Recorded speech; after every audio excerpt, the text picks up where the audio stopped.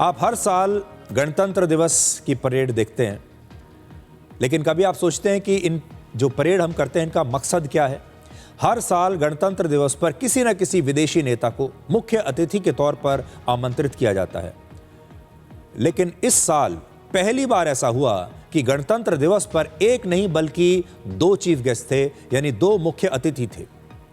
European council के अध्यक्ष Antonio Costa और यूरोपियन यूनियन की अध्यक्ष उर्सुला वॉन डेर लेयन सामूहिक रूप से आज इस आयोजन के मुख्य अतिथि थे। यूरोपियन यूनियन का प्रतिनिधित्व करने वाले दो सबसे शक्तिशाली नेताओं का एक साथ भारत का मुख्य अतिथि बनना भारत और यूरोप के बीच मजबूत होते रिश्तों का संकेत है। भारत और यूरोपियन यूनियन के बीच लंबे समय से चल रहे व्यापार समझौते को अंतिम रूप देने के लिए इन दोनों का यह दौरा बहुत ही महत्वपूर्ण है। आज हम आपको भारत की रिपब्लिक डे परेड के इतिहास के बारे में भी कुछ जानकारी देना चाहते हैं। आज से 76 वर्ष पहले वर्ष 1950 में भारत की पहली गणतंत्र दिवस परेड दिल्ली के राजपथ पर नहीं निकली थी। आज राजपथ का नाम कर्तव्य पथ हो चुका है, लेकिन इस कर्तव्य पथ पर नहीं निकली थी।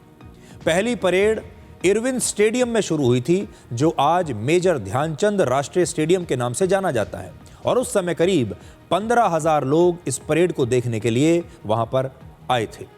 और उस समय डॉक्टर राजेंद्र प्रसाद भारत के राष्ट्रपति और जवाहरलाल नेहरू भारत के प्रधानमंत्री थे।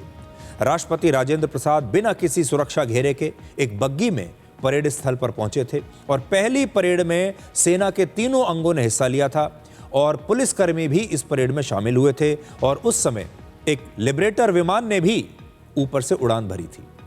पहली परेड में इंडोनेशिया के राष्ट्रपति सुकर्णो मुख्य अतिथि थे, और फिर वर्ष 1955 से ये जो गणतंत्र दिवस की परेड है ये दिल्ली के राजपथ पर होने लगी, जिसे आज आप कर्तव्य पथ के नाम से जानते हैं, और 2022 से ही अब इस सड़क को कर्तव्य पथ कहा जाता है।